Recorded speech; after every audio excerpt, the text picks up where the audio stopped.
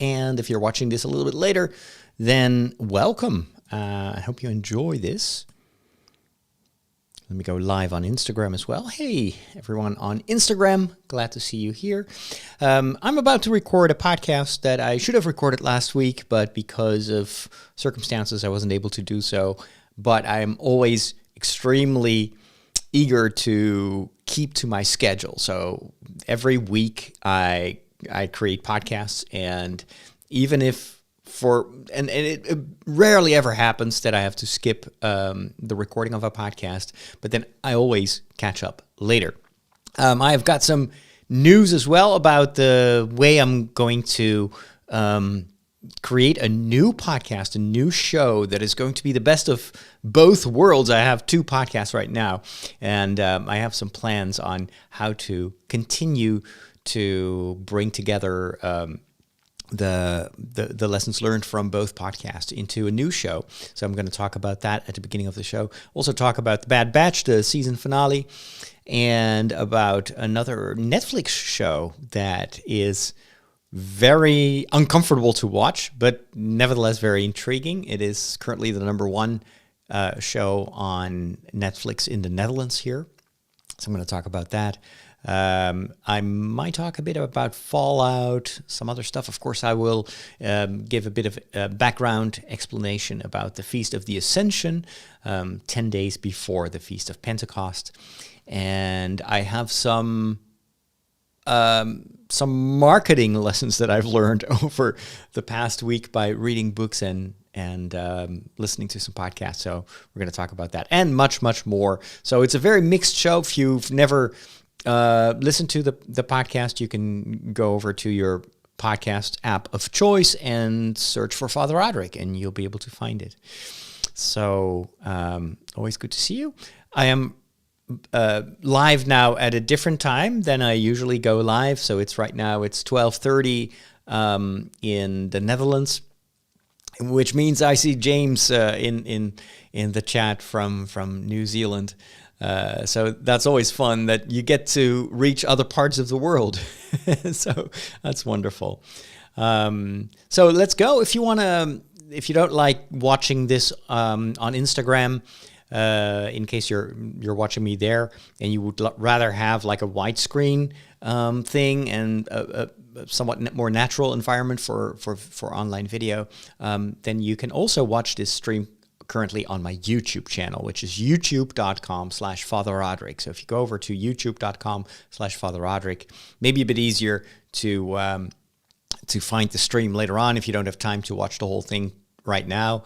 On Instagram, it's going to disappear. Once I'm no longer live, there's no way for me to save that video. But if you go to my YouTube channel, then that won't be a problem because it will be there for eternity. Well, kind of. All right, let's get started with the show.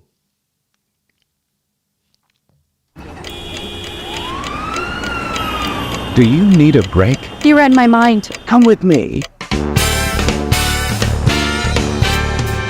Hello and welcome to another episode of The Break. I'm Father Roderick. I'm a priest and I'm a geek, and I love to talk about the things that I'm passionate about, be it Star Wars or other TV and movie franchises, the faith and marketing, communication, all that and more coming up in this show. Sit back, relax, and enjoy it.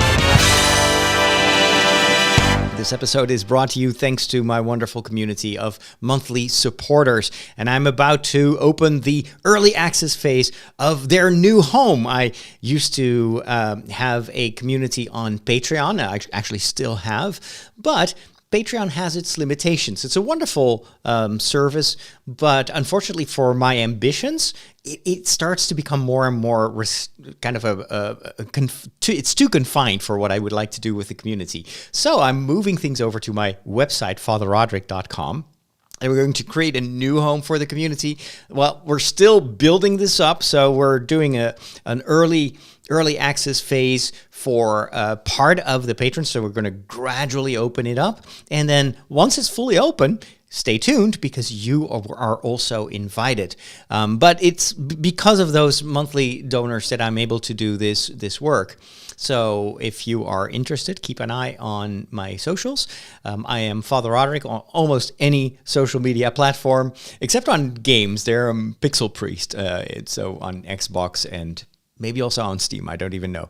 But so most of the time you can find me anywhere on Father Roderick. And of course, if you want to if you want to be among the people that are the first to know whenever I launch something, or I have a new show, or a webinar, or even a live video like I do right now, you may want to subscribe to my email newsletter. It's my diary in which I tell stories that I don't tell anyone else. So you can go to fatherroderick.com/free. And not only will you get subscribed to my my diary entries, my email newsletter, but you'll also receive my latest free book. And every once in a while, I sit down, I write a book, and then anyone who subscribes to my newsletter will get that for free. And if you are already subscribed and I launch a new book, you will also be able to get it through that subscription to my email newsletter. So again, it's fatherroderick.com/free. How do you not like movies? They're predictable. Like, the guy gets the girl, and that kid sees dead people, and Darth Vader is Luke's father. Not liking movies is like not liking puppies. They're fine. I just get bored and never make it to the end. You know, you need a movie education. You need a movication. Now I'm gonna give it to you. One series that really didn't make me feel bored, and I did get to the end, was Star Wars: The Bad Batch. I've talked about this show many times before. As you know, it's a spin-off of the very notorious Clone Wars animated series with Dave Filoni at the helm. Dave Filoni is kind of you could say the successor to George Lucas when it comes to storytelling and expanding the Star Wars universe. He's one of the people I've seen him several times in public, and every time I hear him talk about Star Wars, my feeling is that he truly understands what Star Wars is about, what motivated George Lucas to create Star Wars, and how to expand on that story. Now, of course, he's a different type of storyteller, maybe a bit more conventional in some aspects. In other ways, he's definitely a better storyteller, and I think he's more character-driven than, at least his work is more character-driven than what George Lucas did. But it still feels very much like what Star Wars has always been. In many ways, I think he's more of a Star Wars writer and creator than, for instance, J.J. Abrams, who was hired for two of the three sequel movies. Rian Johnson, same thing. He's a very creative, original, very, very good director, very good writer. But I still felt that these two guys took Star Wars in a direction that felt a bit discongruent with what George Lucas was doing. With Dave Filoni, I think we're in much safer hands. On the other hand, of course, it has a downside that it's sometimes a bit predictable and sometimes more of the same. Now, I'm not complaining, because when it comes to Star Wars, more of the same is awesome.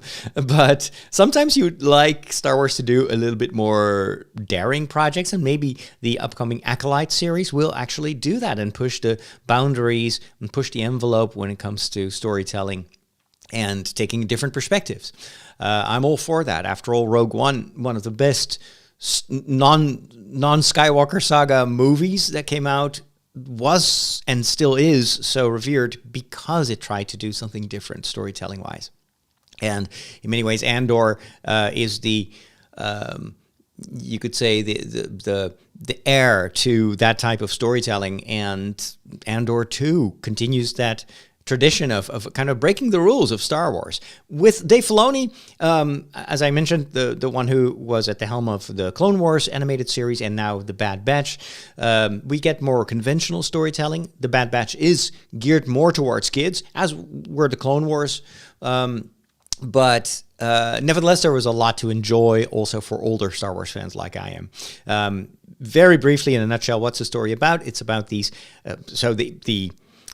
the old Republic, or not really the old Republic, but the existing Republic before the Emperor took over, before Palpatine seized power, created a clone army to fight Count Dooku. And Count Dooku was actually secretly also in cahoots with Emperor Palpatine. So it gave Senator Palpatine at the time a reason to militarize the Republic, and as part of that militarization and that threat of war, they decided to create a clone army based on basically one guy who was cloned over and over and over again. But in the Bad Batch, we see the story of a number of these clones who are kind of not exact clones. They're a bit like failed clones, and that is how they are presented in the first few episodes. It's like, this is literally a Bad Batch. This is it's like when Apple creates iPads, there may be the occasional iPad that doesn't go through testing because there are pixels that are dead or something like that, and usually those are thrown away. They're destroyed.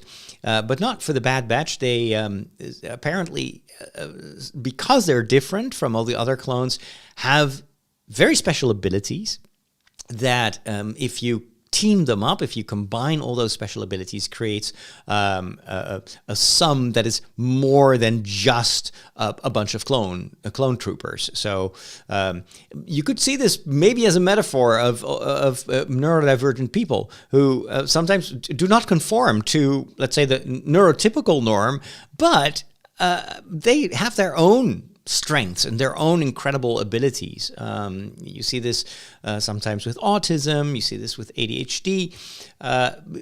People may not be exactly following the norms, but then again, who decides what the norm is? It's just a numbers majority, but it doesn't mean that these people are anything less than, let's say, neurotypical people. So I think the Clone Wars kind of plays with that idea, and what I think is the message of the story, or one of the messages of the story, is that everyone is unique, and your place in the world is not determined by fate or by your heritage or your genetic makeup. It is by your choices. It's what you do in the world, and that makes the Bad Batch so unique. They come across this girl called Omega. She also turns out to be a clone, so in a way she is their sister. And then for a couple of seasons, it's basically constantly a chase. They're being chased by the Empire, who apparently is after Omega. We at first don't know exactly why. Soon it becomes clear that it has to do something with Project Necromancer, which of course, Star Wars fans who have seen all the other stories know that this is part of the project that's kind of like Plan B for Emperor Palpatine. If he ever dies, then he wants to be able to transfer his consciousness to a new clone. But that clone, of course, needs to also have force abilities, or at least needs to have the regular midichlorian count, so that the Emperor not only can reincarnate in one of those new clones, but can also transfer all his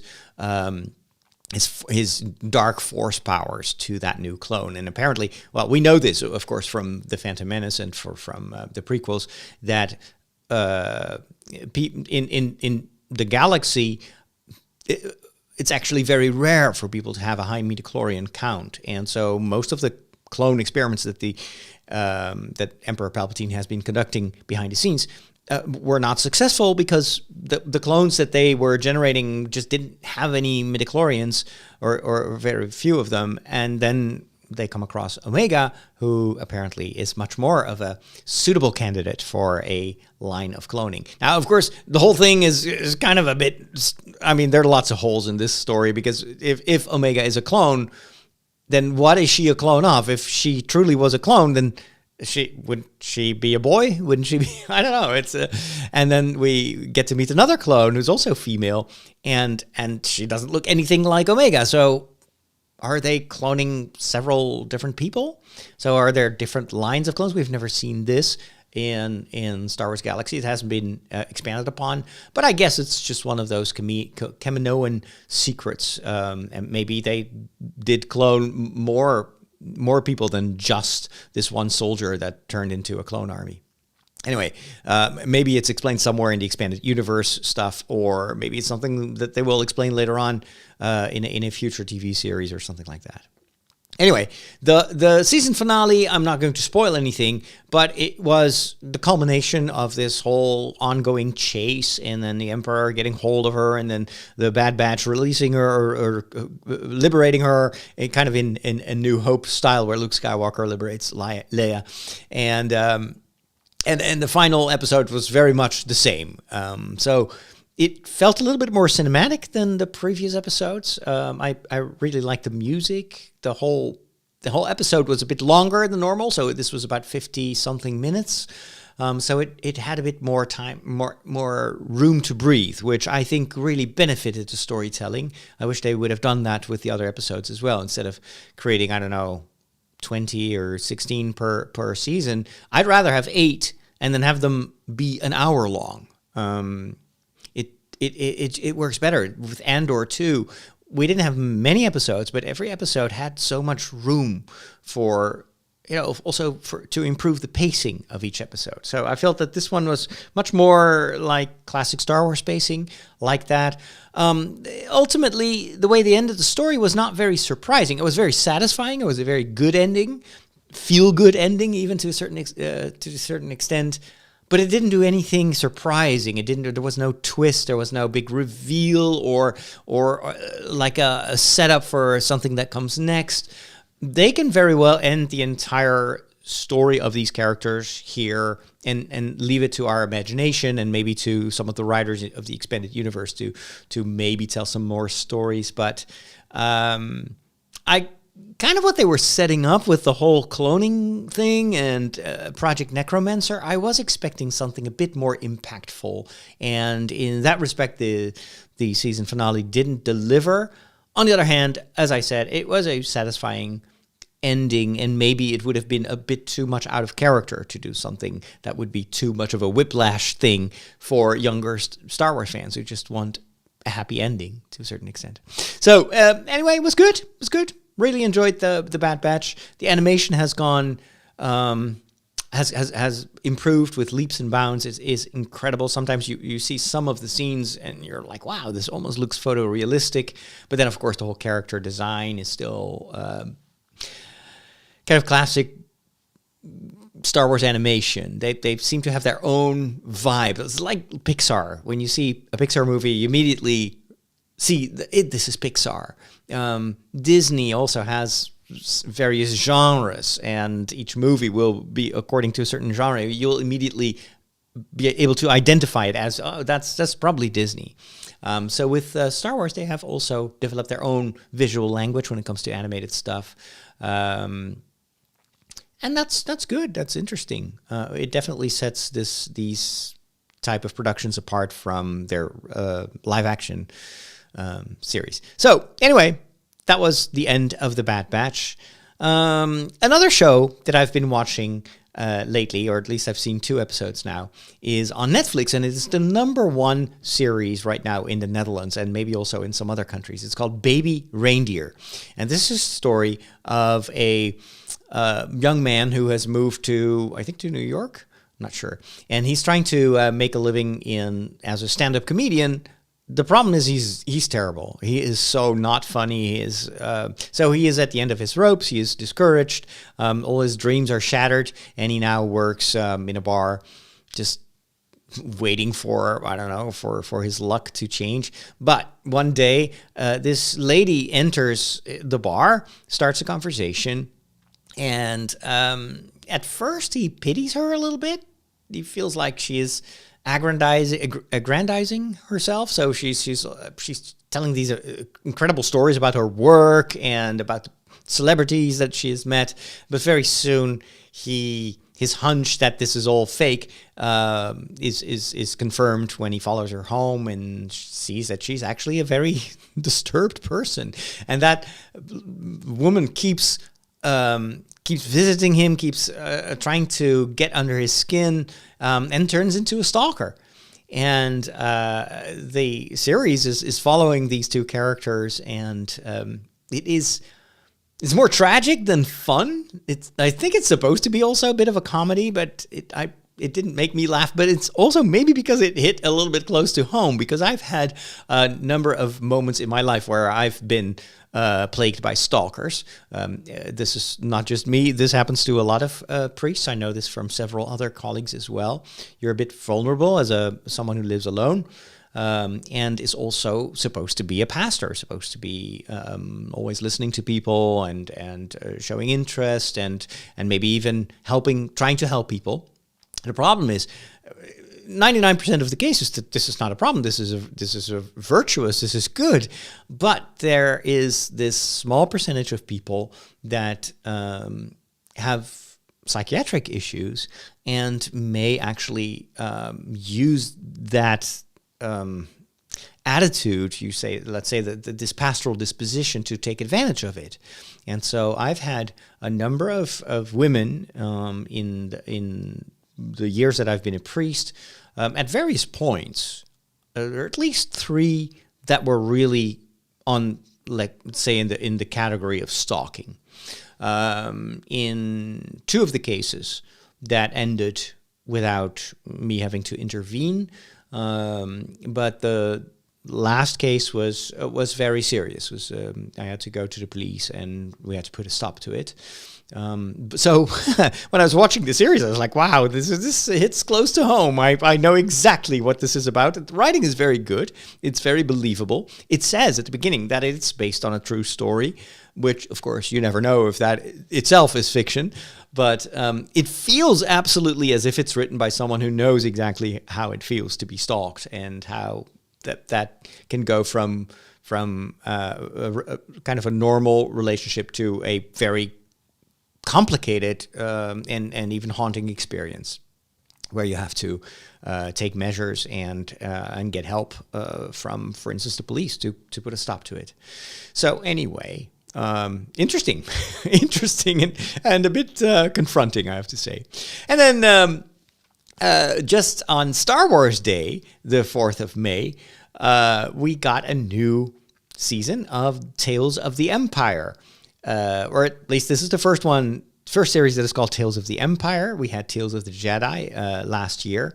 And it's a series that is created by Dave Filoni. He explained at the Anaheim Star Wars celebration how this idea came about. He was often commuting, and then while he was on his way to, I don't know where exactly he worked, I suppose Skywalker Range, he just came up with these small stories, and they basically backstories for characters that he had created or inherited from George Lucas, and those stories were not enough to turn into a series. They were hard to implement in the current productions, and so he asked permission to create a series of shorts, very short stories that would expand upon these stories that could give a little bit of background information to characters we already know. It was very much Star Wars, but at the same time, these stories are too small for anything else. And so the first series was I think, really great. You get some background information about Qui-Gon Jinn and how he, his early years as a young apprentice. And in this series, Tales of the Empire, Filoni does the same thing, but now with the 2 characters from the Clone Wars, and one we know at least from The Mandalorian. And so Elsbeth, the one of the remaining witches of Dathomir, was a character that we first got introduced to in, I think it was in The Mandalorian, because at one point, remember, The Mandalorian is fighting this lady in this very kind of oriental setting, and she has this Beskar staff that she uses to fight.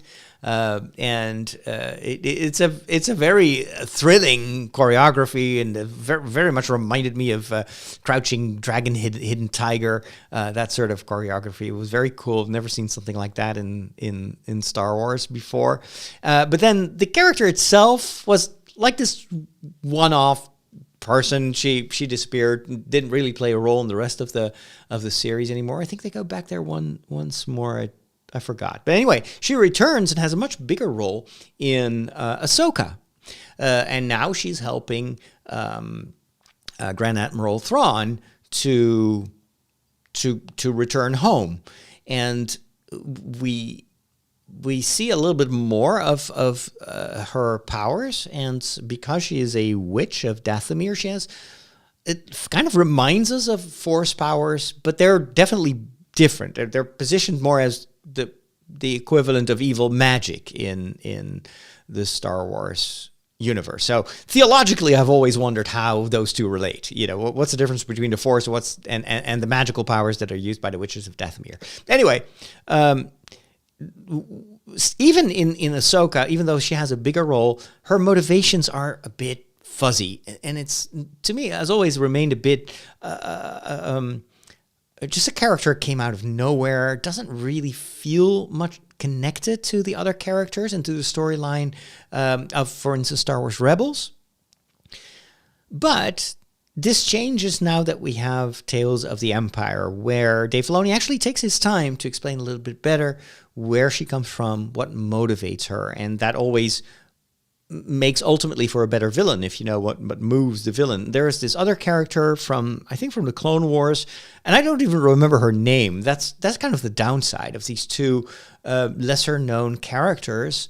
It still presupposes that you have watched everything, that you know exactly who they are, and as a standalone, as two standalone character arcs, they're not that interesting because, again, they feel a bit disjointed of the other stories unless you've seen these few appearances of these characters in existing television productions mostly.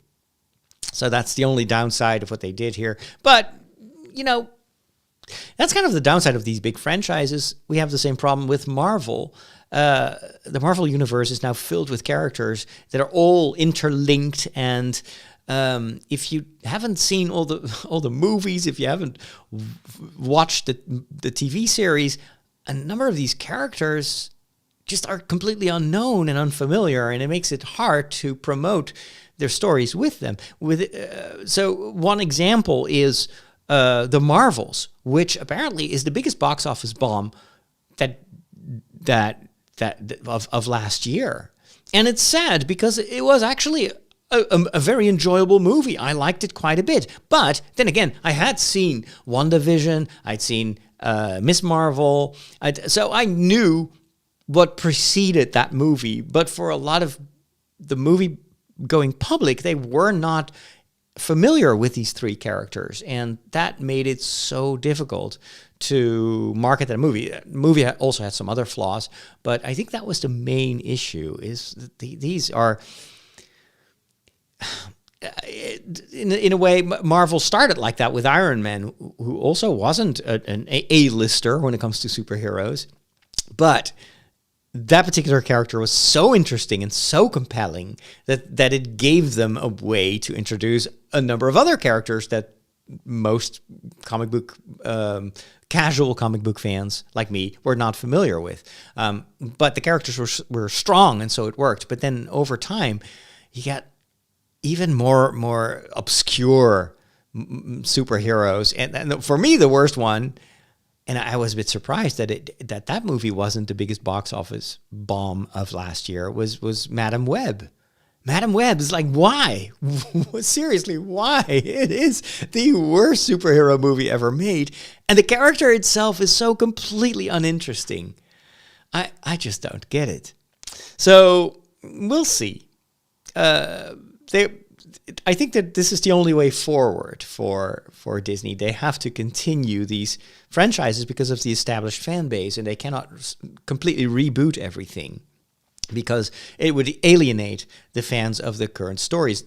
That was the big problem with Star Wars. When Disney took over, they they rebooted Star Wars to a certain extent, the entire expanded universe. And we're talking about dozens and dozens of novels and comic books. They were all declared non-canon. But fans had invested in those stories.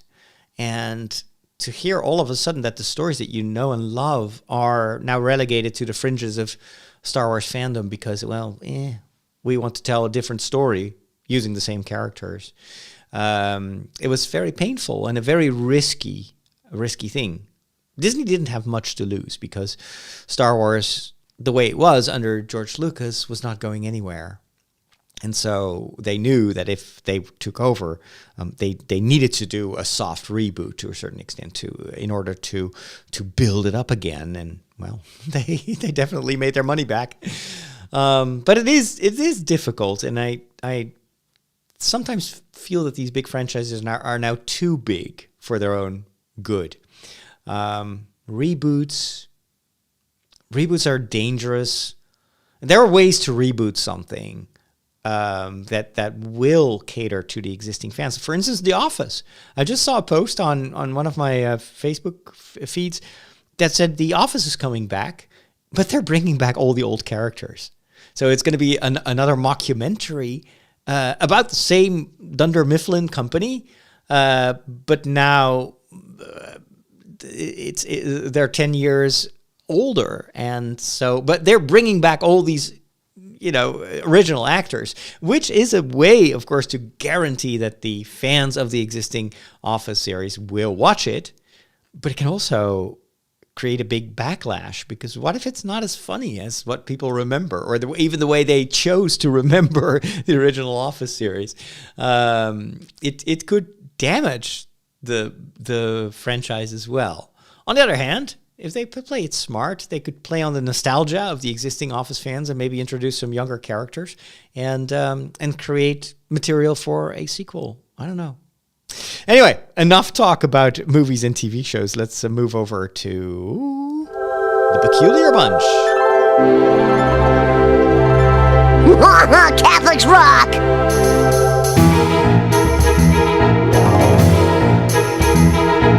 It is time for a visit to The Peculiar Bunch, and this is, of course, the place where you can ask anything you always wanted to know about Catholics, but were afraid to ask. Catholics can be a peculiar bunch. No meat on Friday. Oh, meat? What do they eat? Light bulbs? So 10 days before the Feast of Pentecost, Catholics and Christians celebrate the Feast of the Ascension. What is that about? Man, you guys got more crazy rules than Blockbuster Video.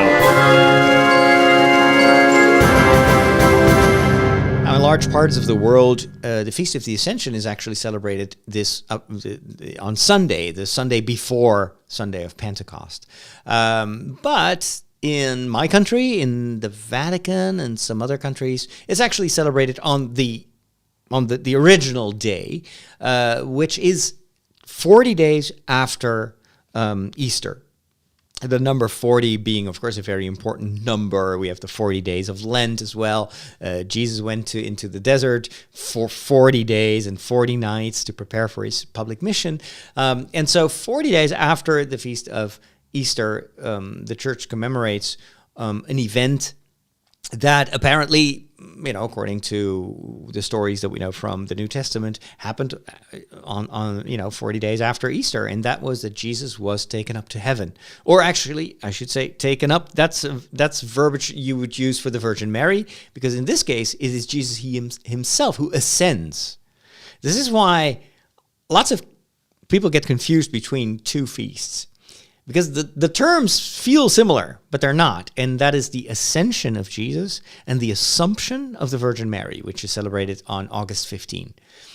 The idea is here that Jesus is the actor. He goes back to his Father, as he had announced to his disciples. I will go back to my Father. In the case of the Virgin Mary in the Catholic tradition, this is not mentioned in the Bible, but it's an old, very, very old tradition in which Mary, being the mother of God, was deemed worthy to be taken up to heaven by God, body and soul. So the end result is the same. It's eternal life. And there are currently two people that are already where we are heading for, and that is to be in God's eternity, body and soul. So in the case of the ascension of Jesus, it is obviously his humanity that is ascending to heaven, because Jesus, according to the Christian tradition, is both God and fully human, just the two natures of Christ. One person, two natures. But it is obviously Jesus' divinity cannot be separated from God. His humanity, in a certain way, has been separated from God at one point on the cross, where Jesus feels this abyss between him and the Father. But this is obviously his human nature that experiences this, and so it's Jesus as a body, a man with a body and soul, is ascending to heaven. And why is this important? Because it feels a bit like almost like a technical thing that Catholics are celebrating. It feels a bit like, okay, so he goes back to heaven. What's in it for us? I know that is probably not the best question to ask theologians, because ultimately faith, it shouldn't be too much about us. It's ultimately worship of God, and one of the things that religion tries to do is to kind of free us from ourselves and to direct us towards God and towards our neighbor, instead of just constantly being occupied with ourselves. But at the same time, it is a legitimate question. Why does the Church celebrate the Feast of the Ascension if it just pertains to Jesus and we're just bystanders? Like in the story that we know from the Acts of the Apostles, where they watched Jesus ascend to his Father. They're just watching, and then there are angels telling the apostles, "Why are you looking at the heavens? Just go and proclaim the gospel." And that is the moment that they realize that now it's up to them. Now they have to go where Jesus would have gone, and that leads us to today, where the Church is following in the footsteps of these apostles. And we don't have Jesus at our side, but at the same time, we know that he's not gone. He's still with us, but he is fully now with his Father, and in a way that is a promise to us. And this sets Christianity apart from a lot of other religions, where oftentimes you will see this disconnect between the physical world and the spiritual world, where, for instance, in various branches of Buddhist-inspired worldviews, there is this emphasis that ultimately our body is just a vessel. It's just a temporary physical thing. And it's our minds, it's our souls that matter, that truly matter. And so there's a lot of, you could say, negation almost of the importance of our physical identity.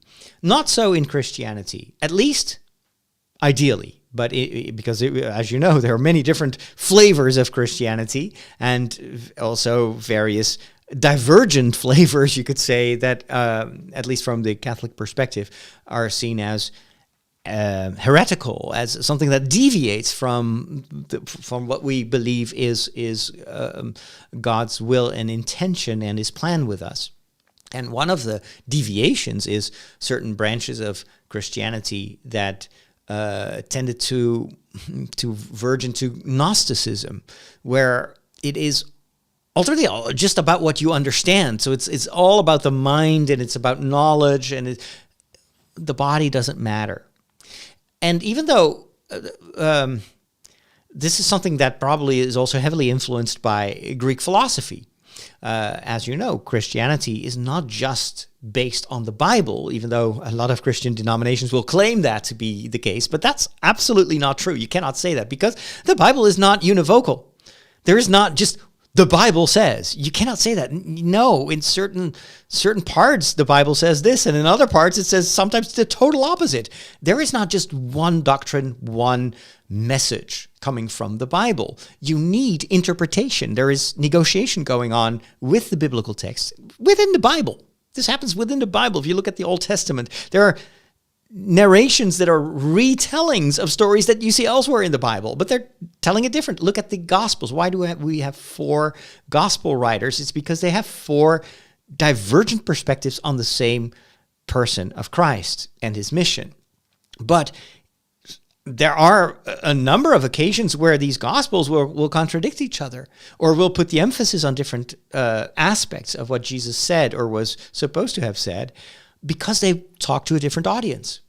Now, this is why the Catholic Church has always considered the Bible as, yes, the bedrock of doctrine, but you need interpretation. You need, under the tutelage, the guidance of the Holy Spirit, you need to come together and to reflect what is ultimately God trying to tell us through these stories, and what can we, over time, understand. And so this is why the tradition is just as fundamental to the Catholic doctrine as the Bible. The two go hand in hand. You cannot separate them, and you should not separate them, because then you end up in either a very fundamentalistic view of the Bible, like it's here in the Bible it says, and so 2,000 years later we use this to condemn and to judge, and it's not exactly how it works in church history either.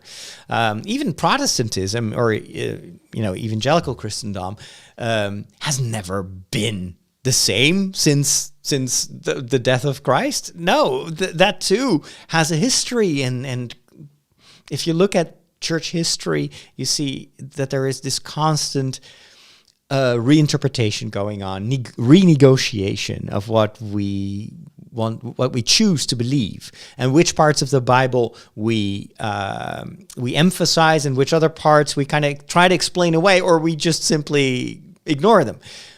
For Catholics, that's never been a problem. So, because it's part of our tradition of always trying to discern what does God try to tell us through the Scripture and through the Holy Spirit. So, what does this have to do with the Ascension? The Feast of the Ascension puts forward that Christ is in heaven, body and soul. So he is there with his divine nature, and what is heaven? It's not a place. It is God's love, right? That is heaven. And so he is there, but also fully as a human. And that is what Jesus has promised his followers. If you believe in me, if you have faith in me, you too will resurrect, body and soul. That's always been part of the Christian tradition, that our future, our eternal future, is not to be just these bodiless souls floating around in a void. We don't become angels when we die. That is a part of a kind of the way our iconography has made us think that ultimately we'll get wings and flutter around like angels. But no, there is nothing in Christian doctrine that says anything close to that. We will not become, because angels are different. They're different beings.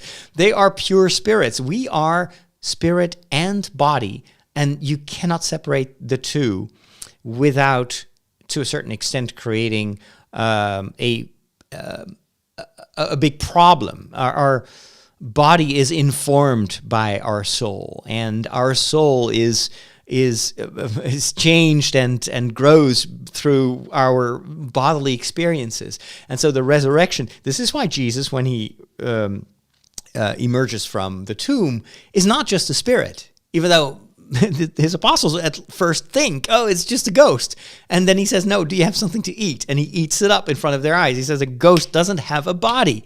And that has become the foundation for this belief that ultimately we too will experience a resurrection of our body. And it will not, of course, be the body that we currently have, because that has returned to dust and it's no longer there. But we will receive a new body that still will be us, because our soul is intricately connected to our physical appearance. So, and of course, this is all very hard to wrap your mind around. So, in a way, this is theology talk. I don't know exactly how to explain this. You cannot. This is not the domain of biology, but it is a very deep conviction that we are only truly human if we are body and soul. And so in our eternal future, from the perspective of Catholic theology, we will be again, once as we are now, body and soul together, just like it is in Jesus. And so I appreciate the emphasis that the Feast of the Ascension puts on this physical dimension of our existence, and that any lifestyle or worldview that negates the physicality of our existence can be very hurtful.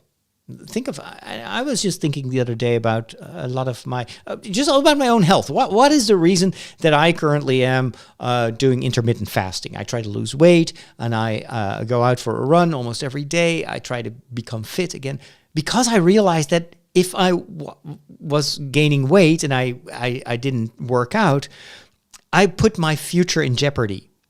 What I can do, who I can be for you and for the people around me, also depends on my physical fitness. And if I am not fit, if I get ill, now obviously at one point in life I will get ill, and maybe I'll get cancer or break a leg, or there's so much that can happen.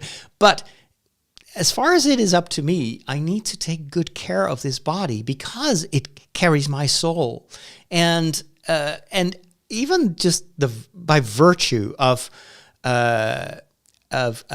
doing this intermittent fasting, for instance, and by physical exercise, that has an immense impact on how I feel, on my spiritual life, on my thoughts, on my creativity. So the two are impossible to separate. And but I know a lot of colleagues, for instance, who will forget about that, and they will not take good care of themselves. They will just work themselves to death and just eat junk food.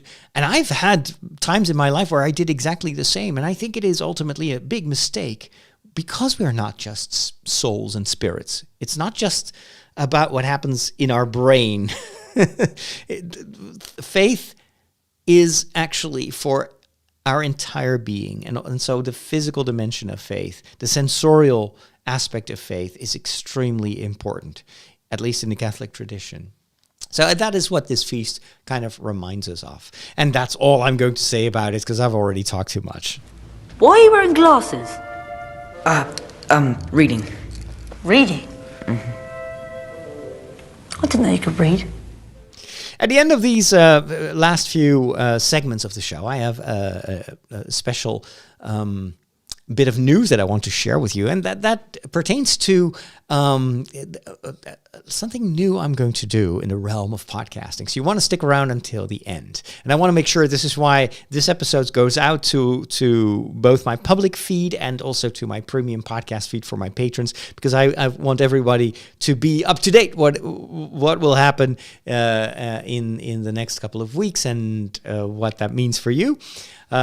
But stay tuned. Let's first talk a bit about books.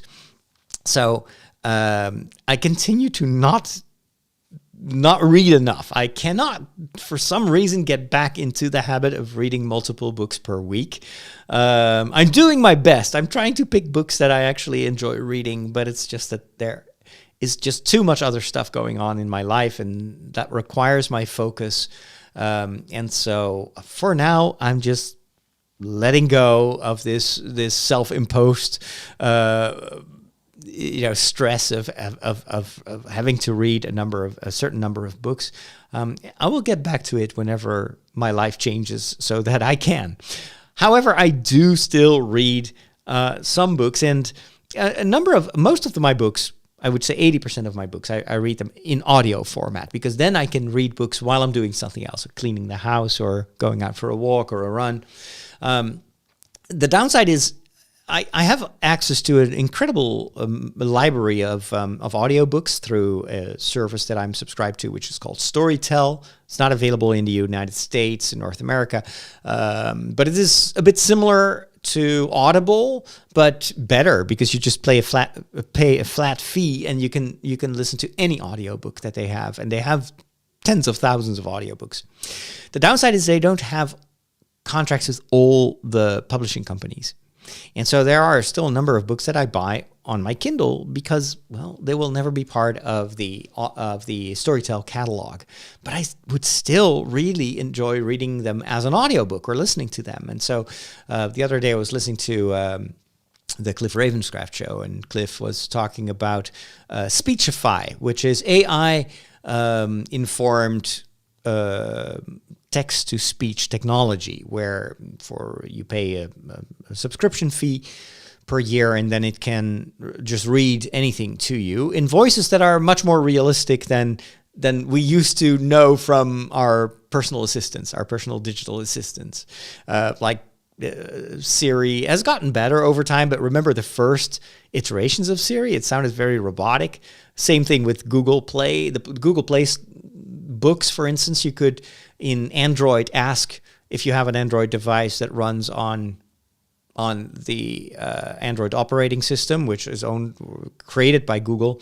It would be possible to have the system, your phone, read audiobooks to you. Actually, it does a pretty good job because it works with any textbook, but the voice is extremely monotone and robotic, and there's just one voice. You cannot change to another type of voice, and has these unnatural pauses. It will mispronounce almost any technical word, which is very jarring. I remember reading at least 3 books of the Wheel of Time series, and every time it just bugged me so much that it mispronounced almost all of the names in those stories. Now, obviously, with the advent of AI and these learning models, this is changing very rapidly, and you get extremely realistic voice recreation. We've seen this in Star Wars as well. Remember the blend of Hayden Christensen's and Earl Jones's voice for Darth Vader, and all the Darth Vader lines were created through AI generation. It was based on James Earl Jones's voice, but he has never ever dubbed those lines. They did the same for Mark Hamill's voice when we see a younger Mark Hamill or a younger Luke Skywalker in was the Book of Boba Fett. His voice was not Mark Hamill, the actor, as he is today, because he's got a much older, gruffy voice. But it was based on a lot of the audiobooks that Mark Hamill read at the age during which he was filming The Return of the Jedi. And so his voice sounds very much like a younger Mark Hamill. Now, this technology is also making its ways to reading technology. And so Speechify is one of those services that does a pretty good job. If you want to get a more in-depth review of Speechify in its current form and the upsides and downsides of the system, go listen to that episode of the Cliff Ravenscraft show. But one of the things that I thought was interesting was that apparently it can read books to you from your Kindle library. And it uses the Kindle app, and it can even turn pages in the Kindle app. But then I thought, wait a minute. I thought that actually this was a built-in functionality of iOS. And so I did some research, and lo and behold, yes, indeed, iOS can also read to you with very advanced voice technology if you use the newest Siri voices. And then it can read. You can change some of the settings in iOS that have to do with accessibility. And then if you, for instance, swipe down 2 fingers from the top of your iPad screen, it will start reading whatever is on the page, whether it's an email or a website, or even in the Kindle app. And those voices are really good. There's still, of course, these kind of awkward pauses, and it's not the same quality as a professional voice actor, but it's getting there. So I was trying that out. I was even on the verge of emailing Cliff, like, hey, well, I think actually you can do this for free. You don't need Speechify for that. But then I noticed that when the app automatically turned a page, the Kindle app that is, it stopped reading. And I had to, again, move my fingers from the top of the screen. And if you turn off the screen, it also stops reading. So That doesn't work. If I'm on a run outside and I have to turn my phone on, go to the Kindle app, and then reactivate the reading of that particular page, also taken into regard that the phone screen is extremely small, so I will have to turn the pages all the time. It's not working. I don't know if Speechify has solved that. I think it's actually a bug, or maybe it's even deliberately done by Apple, because apparently in iBooks, which is their proprietary bookstore, there are no problems. It can read anything. It can read an entire book to you in Siri voices, and it sounds amazing. Is this a deliberate way? I wouldn't be surprised. Apple tends to do whatever it can to steer people to their own sources of revenue, their own subscription models, their own bookstores. So this may be just a sneaky way for them to do something in iOS so that the Kindle app does not do free reading out loud anymore. However, there's a workaround. If you have an Alexa device or the Alexa app, I think it can do it also in the app. But in my case, I have one Alexa device and it's linked. I can actually ask Alexa to read me any one of my Kindle books, and it will stream it to my speaker. And it's really good. I had forgotten how good it was until I tried it again the other day after having tried Siri. Alexa, the Alexa reading technology right now is for me still superior to anything I've tried out in the past. It is really good. It also does have some strange things. The reason that I'm not using it all the time is that I remember reading Bloodline, which I think is one of the novels about Princess Leia and about her younger years, and it oftentimes would go back half a chapter. So it would have read something to me and then it would go a few pages back and start rereading it. It was so annoying and I couldn't figure out what it was. Saw lots of online complaints and Amazon didn't seem interested in fixing it or were unable to fix it. So it still has its flaws. And there are just, when that happens too often, when technology is not flawless and is not 100% reliable, I still go to I'll just buy the audiobook because life is too short for this. Anyway, just wanted to share that experience with you. If you have any more information about, because I know that it should be, this technology should be better than it currently is.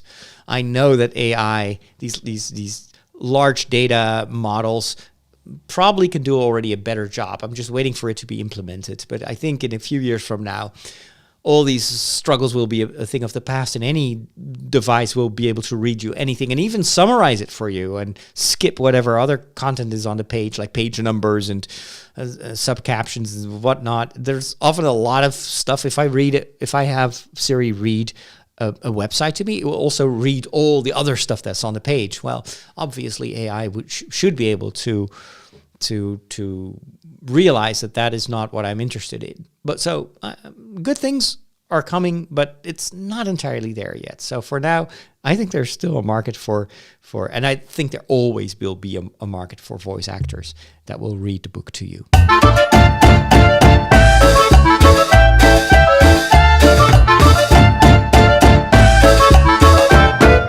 All right, let's talk about the pasta. You know, I love to cook Italian food. And a while ago, I talked about different types of pasta. And I discovered through TikTok that actually quality pasta looks different from cheap pasta. And you can tell because it looks a bit more grainy. The surface of the pasta is rougher than the smooth surface of the kind of yellow brownish cheap pasta that you can buy in the supermarket. And so this is because of the way they cut the pasta and produce the pasta. The more expensive brands like La Molisana and Cece, I think it's called, they use bronze cutters So it's made out of bronze. And so the pasta is pushed through in the various forms, but the molds are made of bronze. The bronze itself creates a rougher surface to the pasta. So why would you want to have that? Because then the sauce will stick to the pasta much better than with cheap pasta. But it's a more expensive production technique because you cannot push pasta through as quickly as you would through, the synthetic molds or whatever, the very quick, fast factory pasta, which is also dried very quickly. The quality pasta is so expensive because the actual production process takes more time, and time is money. But I recently discovered that there is another thing you should look out for when it comes to the quality of pasta. And I noticed this because of Lidl. I remember at one point here in my local Lidl supermarket, I bought a red brand of pasta.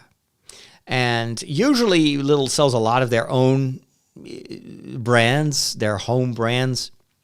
But they had this spaghetti, and it was in a red package, and it was dirt cheap. It was just 99 cents for 500 grams of pasta. And it was made in Italy. This was not made in Germany, like a lot of the other stuff that they sell here in Europe at Lidl.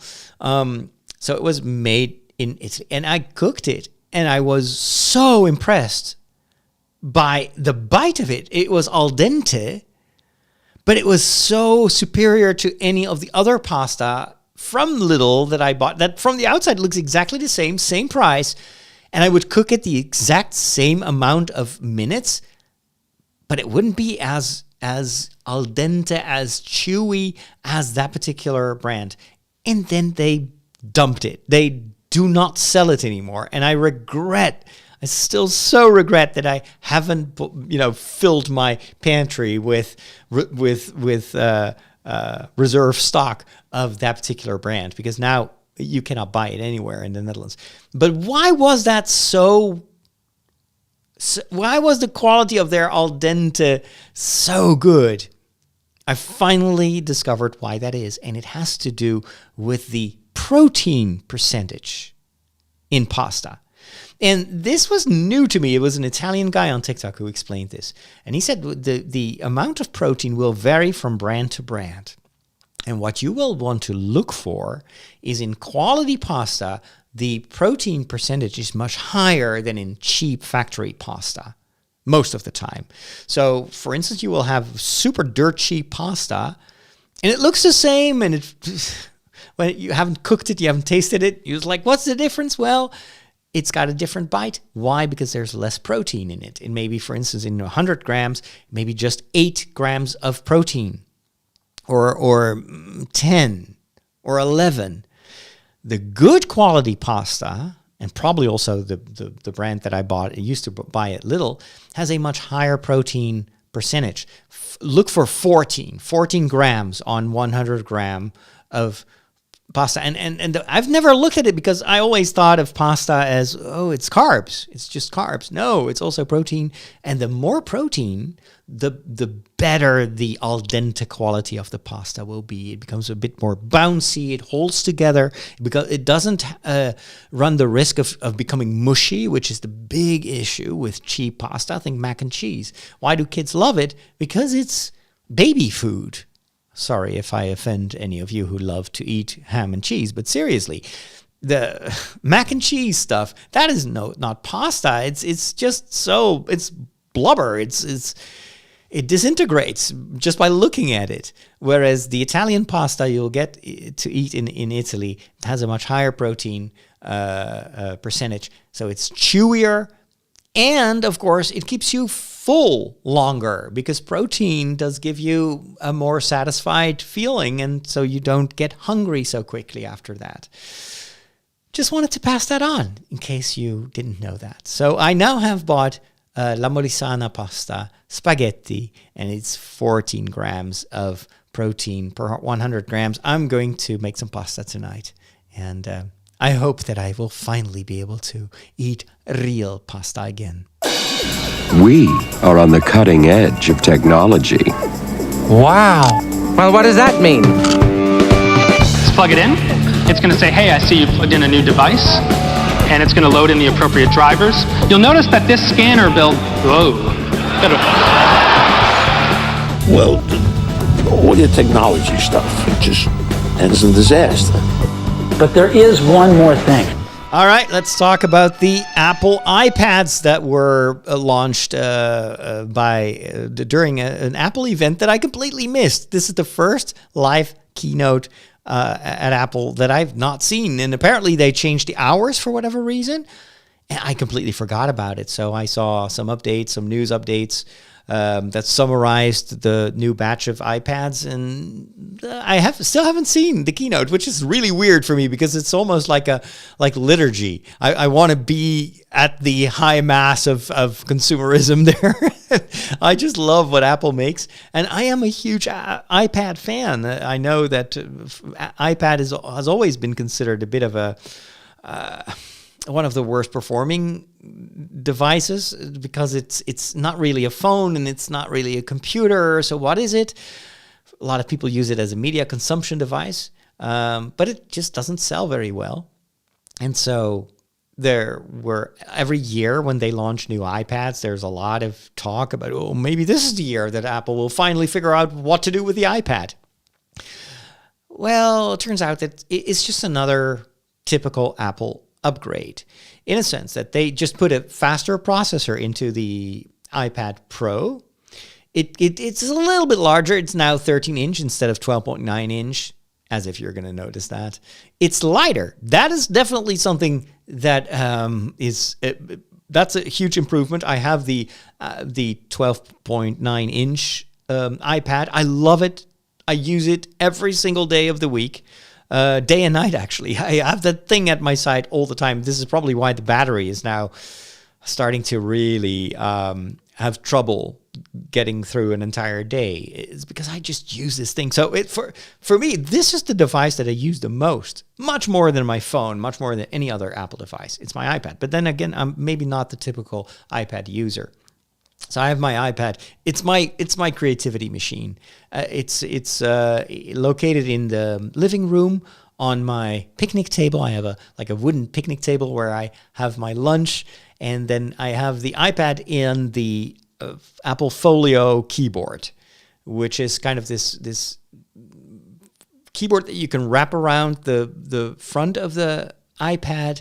It's very lightweight. I used to have a more expensive.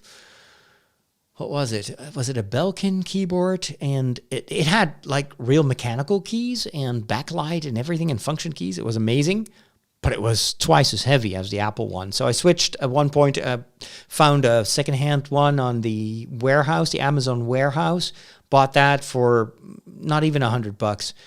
And I never went back to the heavier keyboard. But for me, an iPad without a keyboard, it's just not working because I use it so much to write my show notes, to write my blog posts, to do lots and lots of different things. But it's a heavy device. It's a big slab of metal and glass. And so when I heard that the new Apple Pro is about a quarter pound lighter, I'm definitely interested.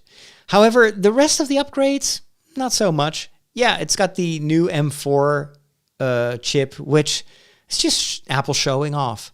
There's just 1.0 or 0.0001% of the users that will actually need the processing power of the M4. They showcased apparently a new Final Cut functionality where you can hook up various iPhones, use them as remote cameras, and then do all the processing of those live feeds live on your iPad in Final Cut. And it's like, seriously, who uses Final Cut? It is just not worth it. And of course, it will be proprietary to Final Cut. There's no way that they're going to allow DaVinci to use that same functionality. I would be very surprised if they would. But anyway, it's a faster processor, and that's great and all. It's faster than any laptop they currently have out. But who is going to use it? Because it's still an iPad. It still does not work the same as macOS. And so it's just not good enough for professional use, at least not for productivity. The new Apple Pencil, great technology. Who's going to use it? I cannot even draw stick figures on my iPad. The screen is too slippery. I don't have the patience.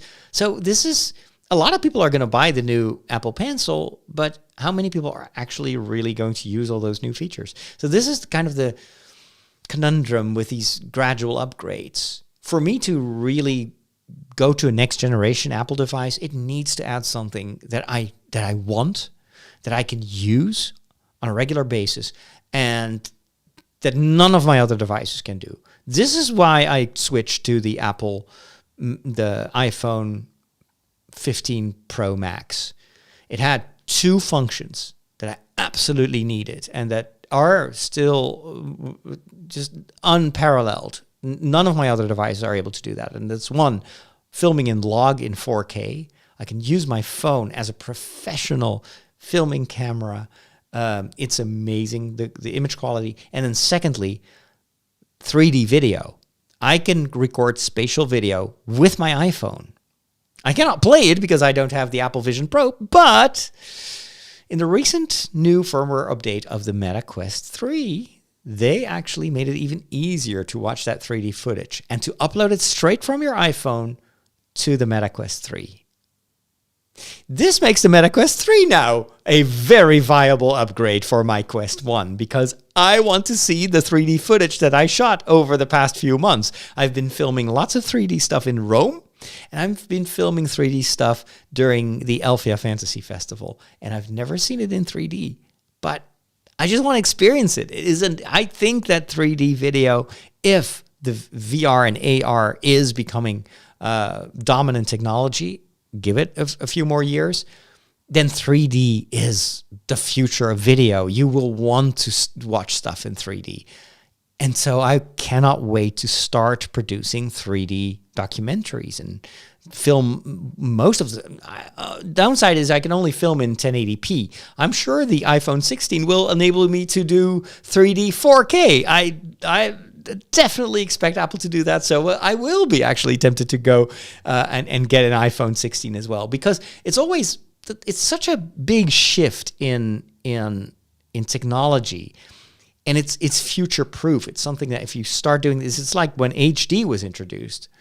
I immediately stopped buying DVDs and I started investing in Blu-rays because I knew that DVDs would become unwatchable a couple of years from then. And that's still exactly that happened.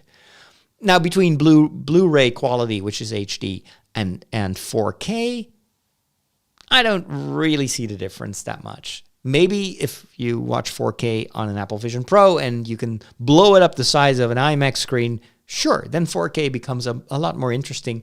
But on a regular television, 4K, I don't really see the difference between 4K and 1080p upscaled. Anyway, that's enough for today. Thank you so much. So what was this new upcoming thing that I wanted to talk about? Well, it is the new show that I'm launching for my Patreon community that I'm moving over to my new membership community. I always created premium feeds for them. But it was still the walk and the break, just longer versions of it. I've explained in, I think, the walk of last week why my whole podcast strategy is changing, because I'm reaching most people right now on TikTok and on YouTube, whereas the podcast, I dearly love every one of you that is listening to my public feeds, but there is 500, 600 of you. And so it's no longer, for me, the point of first contact.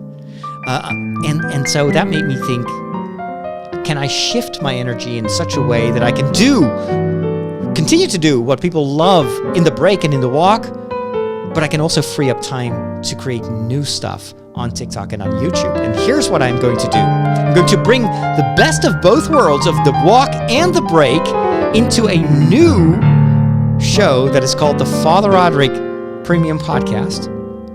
And anyone who is a member of my community will get access to it.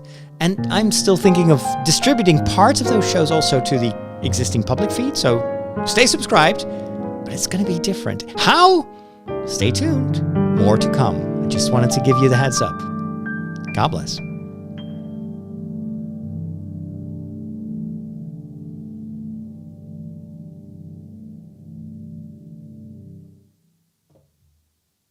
And that's a wrap. Okay, so this was actually last week's show that I only now recorded. Again, last week I was too tired, too much work, just didn't get to do it. It's Wednesday now, so I'm almost a week late with this one. But I also wanted to record this because this is still the conventional show, the way I've been doing this for, 10 years now, with the jingles and everything. But that's going to change in the new format. I'm going to merge these two, and we'll actually go for a real walk, and I'll go for a real coffee break. And so I'm going to switch from a studio-based podcast to a podcast where I go to a bar, a coffee shop. Well, not in the Netherlands. Coffee shop means something different in the Netherlands than elsewhere in the world. I might go to Starbucks. Whenever I'm in Italy, we'll go and have a cappuccino, and we're gonna sit down with a cup of tea or a cup of coffee and talk about the stuff that I normally talk in the break. But it will feel literally like a break. It is actually a break. It's just me hanging out with you, talking about the stuff that we love. And so this is the jingle stuff and the good microphone, is that going to change? Or am I going to stop with the live streams? None of that, no. But I'm going to apply this to my video channels. So I'm going to do these live shows on YouTube, on TikTok, and then you need a good microphone. You need jingles, maybe even video jingles, but it's a different audience. And for the podcast, what I do is I bring these two elements of the walk and the break into one show. It's every week. And then at least for the foreseeable future, I'm gonna take these two halves and put the walk half in the public feed of the walk. I'm gonna put the break half in the feed of the break. And then hopefully I will be able to convince a lot of my listeners to move over to my community and get access to the one Father Roderick show. And what it does, it preserves what I love so much about these podcasts that I've been doing for so many years. But at the same time, it frees up a lot of preparation time, because sitting here in front of the computer with the show notes and the jingles, it costs a lot of energy. But for a very, very limited reach. And I'd rather spend that same energy and that same quality, but divert it to my TikTok and my YouTube audience, to anyone of you that is currently watching this live.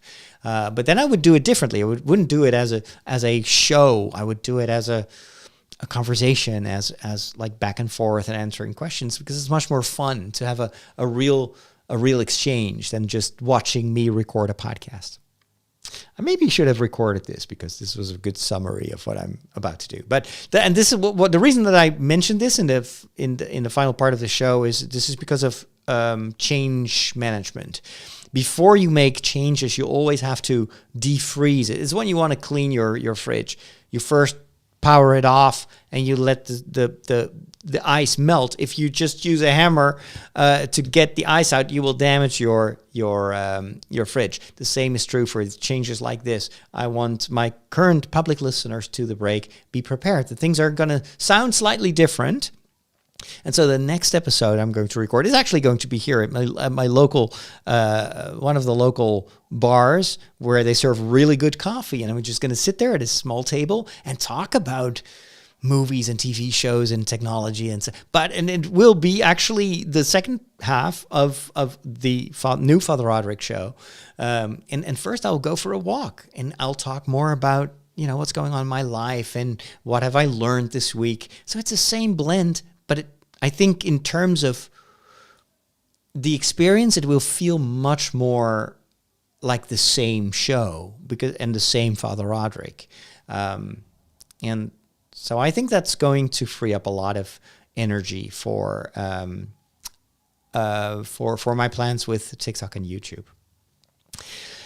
Anyway, let me go through your comments here. Always enjoy you reacting while I'm recording. So we've got James from New Zealand. We should talk. Yeah, it's been such a long time since we had a conversation. I'd love to catch up. And I really would love to hear how things are going over in New Zealand. I miss that country so much. Margot is there, Peter's there, Raja, and Paul is there. Oh, I had a friend of mine who went to Malta just last week and was raving about that this time of year is excellent to go to Malta. Now I want to go to Malta. Maybe we should talk as well.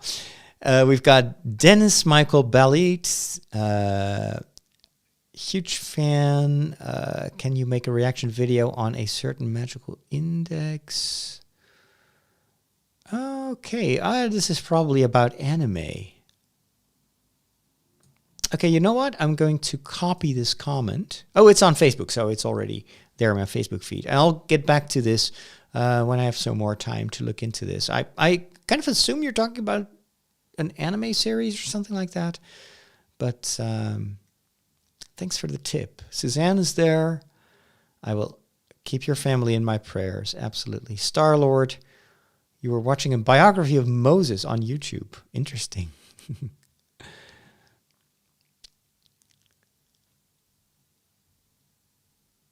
It's always a bit... the story of Moses, of course, is also part... It's in the Bible, but it's a story, the way it's told. So a biography, I would say it's probably a romanticized biography of his life. But this is true for almost anything, any TV series or movie based on the Bible. It's usually a very modern interpretation of what we think these stories mean and what is happening in those stories. Hello, Whiskey Shred. And good morning, Virginia. Watching while getting ready to go to school. All right. Have a great time in school. Mark says most of the Home Assistants are a bit disappointing. They're almost an afterthought to AI. Yeah, I'm a bit surprised that they haven't improved over time. Google, with all its resources, could definitely make their Google Assistant a lot better. But it's so dumb. And Siri is the worst. I think that Apple is working on this. But Siri in its current form is a disaster. It is just completely unusable, I would say. Google is not anything better. Google seems to get worse over time instead of better. Hey, Evo, good to see you. Do you know a website where I can find the English text of the missal, of the altar missal? I do not know of that site. I don't know.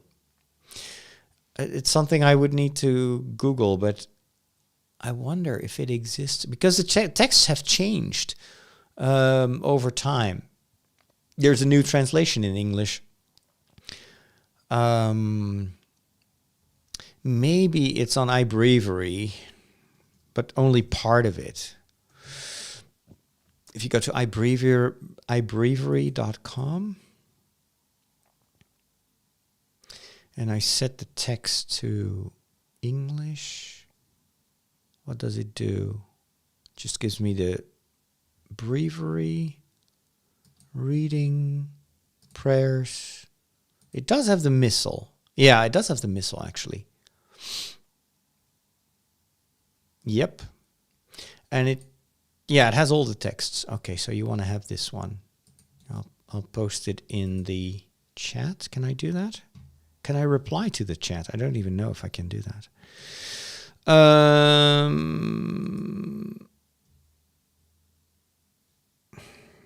Add a comment. Evo, send me an email and I'll send you the link in the email, because I can't paste it here in the link because you're on YouTube. But I think I found a place where you can find the texts. All right, that was it for today. Thank you so much for watching. I'm going to take a break, grab a cup of coffee, and we will talk soon.